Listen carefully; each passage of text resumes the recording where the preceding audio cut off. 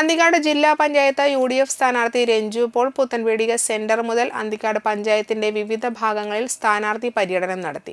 KPCC general secretary Sunil Anthikad, മണ്ഡലം president KB Rajeev, block സ്ഥാനാർത്ഥി സുരജ വിപിൻ ചന്ദ്രൻ, ward സ്ഥാനാർത്ഥികളായ Bijesh പന്നിപ്പുലത്ത്, Shalini Sandeep, Shanavas Anthikad, Simi Joju, Shaju Maliyekkal, EI ആൻഡോ, youth Congress president Yadukrishnan, മണ്ഡലം vice പ്രസിഡന്റുമാരായ സന്ദീപ് ബാബു, മോഹൻദാസ്, ശ്രീജിത്ത് പുന്നപ്പുള്ളി, കർഷക കോൺഗ്രസ് പ്രസിഡന്റ് സുധീർ പാടൂർ, മുൻ പഞ്ചായത്ത് മെമ്പർ മിനി ആൻഡോ, 6ാം ward Congress president Davis Edakkalathur എന്നിവർ പങ്കെടുത്തു.